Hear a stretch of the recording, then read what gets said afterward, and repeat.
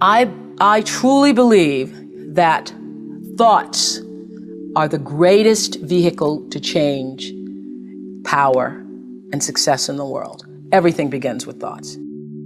Your words become your reality. You are where you are today, in part because of what you've been saying about yourself. Words are like seeds. When you speak something out, you give life to what you're saying. If you continue to say it, eventually that can become a reality. Whether you realize it or not, you are prophesying your future.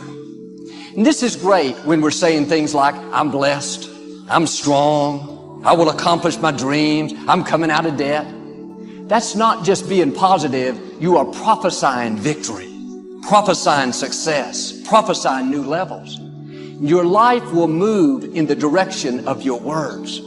But too many people go around prophesying just the opposite. I never get any good breaks. I'll never get back in shape. Business is slow. I'll probably get laid off. Flu season is here. I always get it. They don't realize they are prophesying defeat. It's just like they're calling in bad breaks, mediocrity, lack. You can't talk defeat and expect to have victory. You can't talk lack, not enough, can't afford it, never get ahead, and expect to have abundance. If you have a poor mouth, you're going to have a poor life. If you don't like what you're seeing, start sowing some different seeds. So the first thing you have to do is you have to become conscious of your unconscious thoughts. You got to notice your automatic habits and behaviors. And you have to become aware of your emotions that keep you anchored to the past. And if you can become so conscious of the unconscious states of mind and body that they would never slip by your conscious awareness again, you're becoming familiar with the old self so you don't return. Then if you begin to think about new ways of being defined by a vision, plan your behaviors, review them in your mind.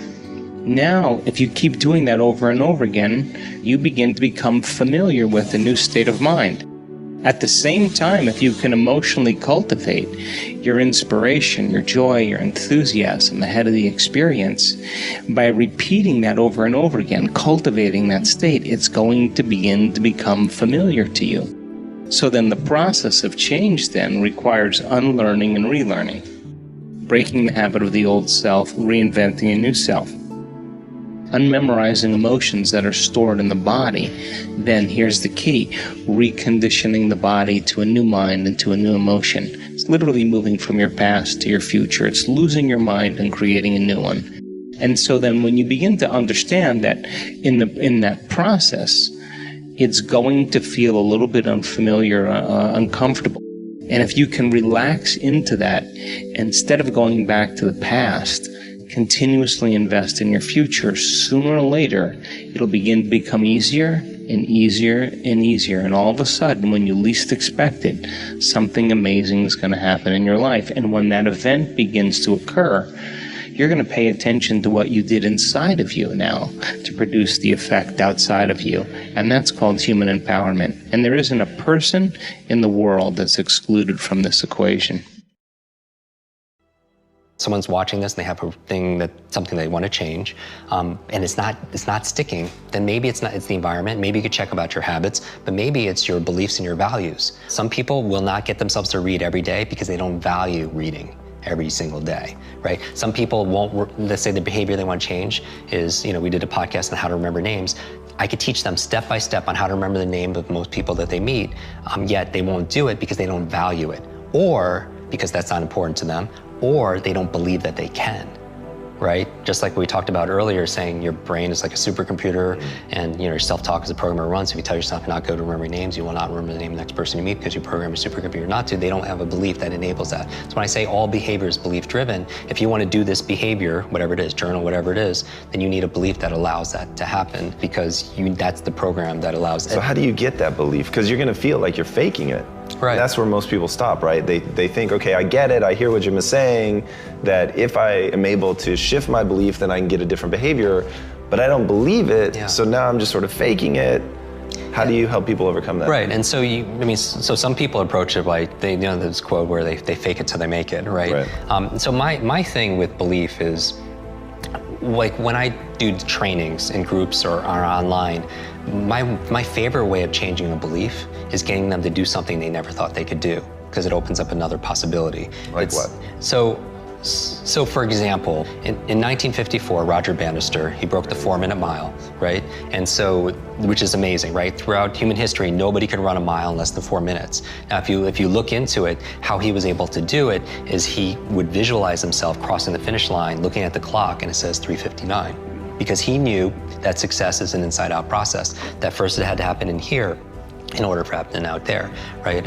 Dr. Wayne Dyer has this famous phrase where it's not, oh, I'll believe it when I see it. It's like, I'll see it when I believe it, right. Because it's the opposite, right? And so I always like modeling the outliers where most people kind of dismiss them. I was like, well, what's going on there that allows this person to get this kind of result, right? And so with Roger Bannister, he saw it in here, be able to produce it outside, just like any innovator or inventor or writer or any creator, right? But what was interesting is, after that, what happened? Nobody could do it from the beginning of humanity. All of a sudden, one person does it. What happens after that? Everyone starts doing it. And so that's the thing. Now, what happened? Was there a big change that year in, training methodology and nutrition? Or no, it was a change of belief, right? Because the belief back then was, if you ran a mile in less than 4 minutes, not only would you die, it was your heart would explode in your chest. And think about that would, and I'm a runner, right? That would keep me not just running, that wouldn't keep me from running a 4 minute, that would keep me from running, period, right? Springtime has arrived. The long night is past and opportunity is here. Spring always comes. Just hang in there when the night is long. Hang in there when it's dark. Hang in there when you can't figure it out. And your spring will surely come. I believe anything is possible. I live in the world of possibility. And I also believe that we can accomplish anything with our 2 hands and just putting in the work with our 2 hands. Take advantage of the spring. Just because spring comes is no sign you're going to look good in the harvest. You must do something with it. You must seize that moment. It is true that the dark time doesn't last forever, but here's what you've got to also understand. Spring doesn't last forever. In space language, we call it a window of opportunity. When they get ready to blast off, the rocket's headed for the moon, whatever, there's a certain period of time. That's the time you've got to go. If you don't go then, you've got to wait for another whole cycle to turn. The number one thing that keeps people from succeeding. It's the number one thing that keeps people where they are. It's the number one thing that keeps people broke, is that they end up going through their life, accepting what they're dealt, doing what they're told, and they end up at 50, 60 years old wondering what the f*** happened.